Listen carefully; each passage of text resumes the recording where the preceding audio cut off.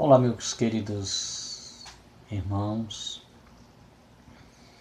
Nós vivemos um tempo diferente, um tempo em que fisicamente nós estamos distantes, mas os nossos corações não devem estar afastados, nem de Deus, nem uns dos outros.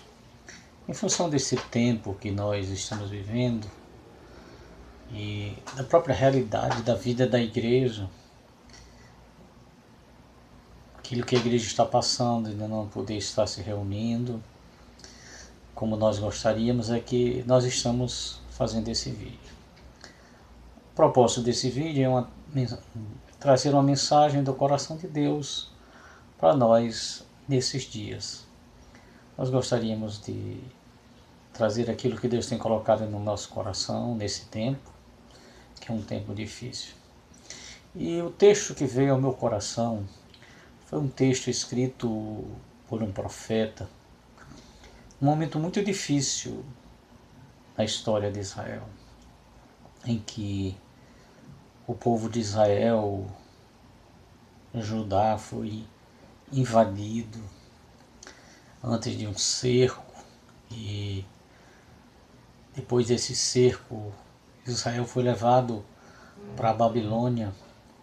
E esse tempo foi um tempo de muito sofrimento, de muita dor, de muita angústia, tempos de fome, tempos de separação, tempos de tristeza profunda. Não é à toa que o livro e o texto que nós vamos ler se encontra num livro chamado de Lamentações. O livro de Lamentações, tradicionalmente, ele é considerado um livro do profeta Jeremias, e popularmente Jeremias, por conta desse livro, ele foi chamado de o profeta chorão.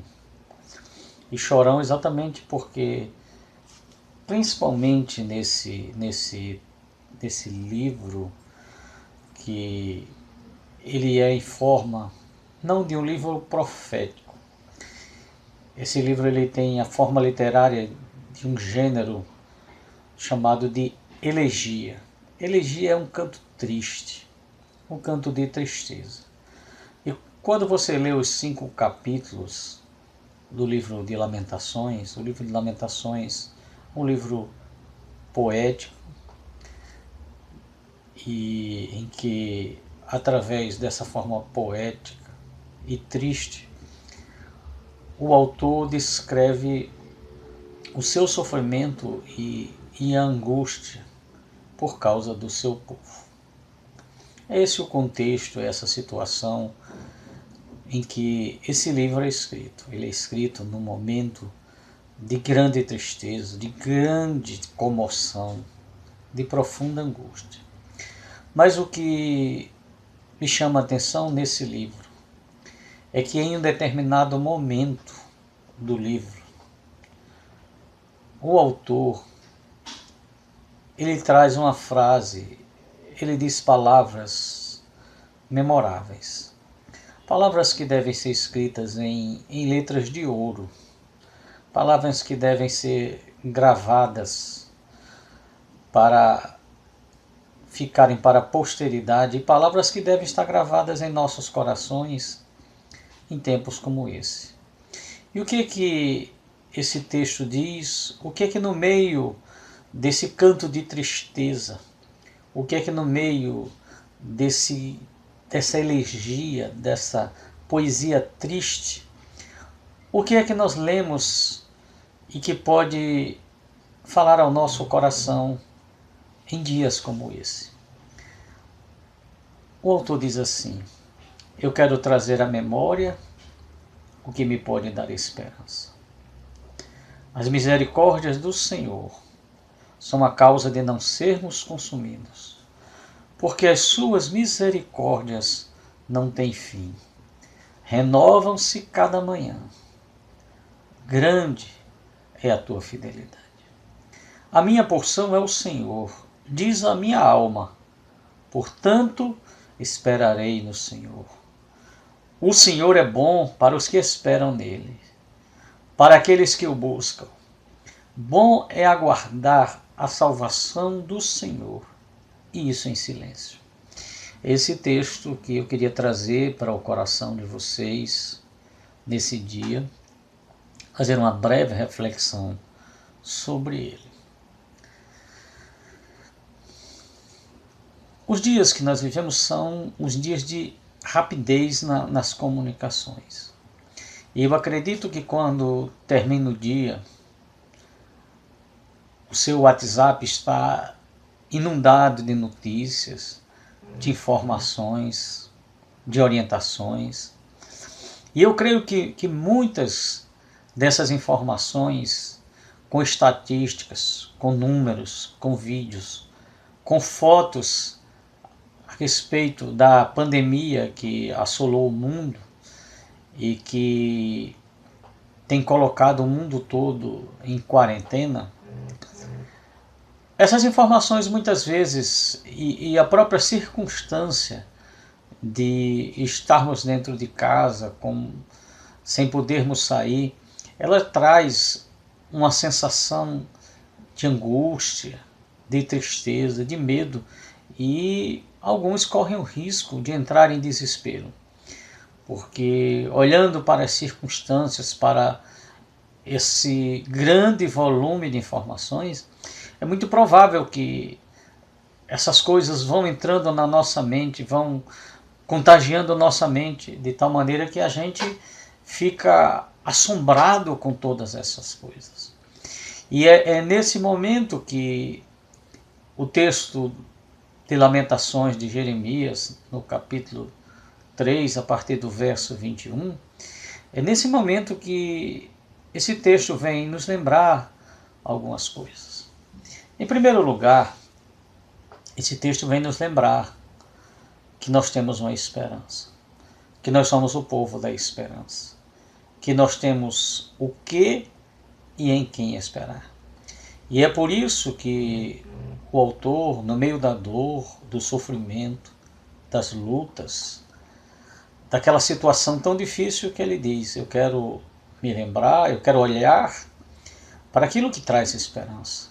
Eu não quero olhar para as circunstâncias, porque há um Deus soberano, há um Deus em quem eu creio, há um Deus em quem eu confio, há um Deus que conduz a minha vida de tal maneira que os meus olhos, que a minha mente, que o meu coração não podem estar voltados para as circunstâncias, para as notícias. Isso não significa que nós não temos que ser responsáveis, seguir as orientações, mas significa que a nossa alma, que o nosso coração não pode se encharcar daquilo que vai nos afogar na angústia, mas a nossa alma tem que se encher daquilo que nos traz esperança. E o que é que enche de esperança o coração no autor do livro de Lamentações? O que enche o seu coração de esperança é que Deus é misericordioso. Ele olha para tudo aquilo e em meio à dor, em meio à tristeza, à separação, o sofrimento, o exílio, ele diz: Deus é misericordioso. E se nós sobrevivemos, e se nós chegamos até aqui, é porque as misericórdias de Deus nos guardaram. As misericórdias de Deus nos preservaram. Deus é misericordioso. Não é à toa que o salmista, em um determinado momento, ele diz que a sua ira dura um momento, mas o seu favor dura a vida inteira. À noite pode vir o choro, mas a alegria vem pela manhã. E esse sentimento de esperança, um Deus que é misericordioso, que todas as manhãs renova as suas misericórdias, e ele as renova porque elas não têm fim.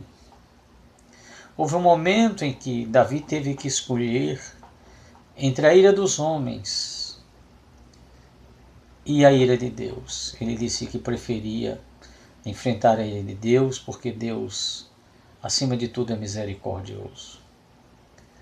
E Deus foi misericordioso na vida de Davi. Ele diz: as suas misericórdias renovam cada manhã. E grande é a fidelidade de Deus. Deus não vai nos trair. Deus não vai nos abandonar.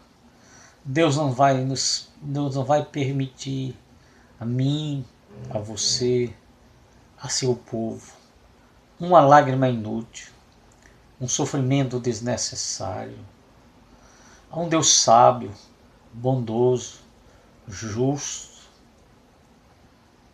que conduz nossas vidas. Foi o próprio Jesus Cristo que disse que nenhum cabelo cai da nossa cabeça sem que seja do conhecimento de Deus. Creia nisso. Esse Deus soberano que governa todas as coisas, que tem o domínio sobre todas as coisas, que chama as coisas à existência e que chama todas as estrelas pelo seu nome.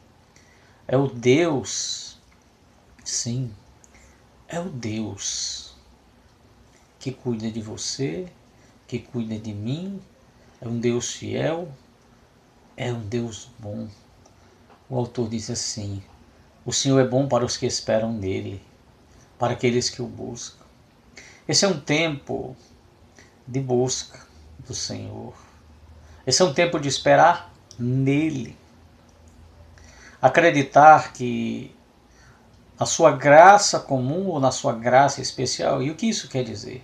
A graça comum é a graça de Deus que se estende a todos, que faz chover, que faz o sol vir sobre todos, e é o Deus que dá sabedoria aos cientistas, aos médicos, a todos aqueles que cuidam da saúde, para encontrar medicamentos. Deus não está ausente, Deus não está indiferente, Deus não está longe, Ele continua cuidando de mim, de você, na quarentena, no isolamento, no meio de uma pandemia. Deus está cuidando de nós. E o autor de Lamentações diz: o Senhor é bom para os que esperam nele, para aqueles que o buscam. É um tempo de busca do Senhor, é um tempo de buscar a sua presença, mais do que se submerso num volume caudaloso de informações tenebrosas, apocalípticas. É tempo de buscar o Senhor, de lembrar que Ele é bom e de aguardar a salvação do Senhor. Isso em silêncio. Busque a face do Senhor esses dias, mas acima de tudo, traga ao seu coração, traga à sua mente, traga à sua memória aquilo que pode dar esperança. E o que pode dar esperança? Deus é misericordioso. As suas misericórdias não têm fim. Hoje pela manhã, amanhã pela manhã, até o fim deste ano e até a volta de Cristo, todos os dias, a sua misericórdia há de se renovar sobre a minha e sobre a sua vida. Espere nele. É bom esperar no Senhor. É bom esperar nele. O Senhor é bom para os que esperam nele, para aqueles que o buscam. Diz o autor: bom é aguardar a salvação do Senhor, isso em silêncio.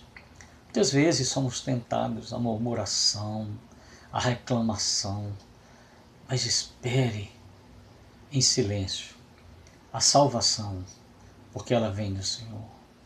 Nós não somos como os outros que não têm esperança. Cristo é nossa esperança nessa vida e na vida eterna. Que Deus nos abençoe. Amém.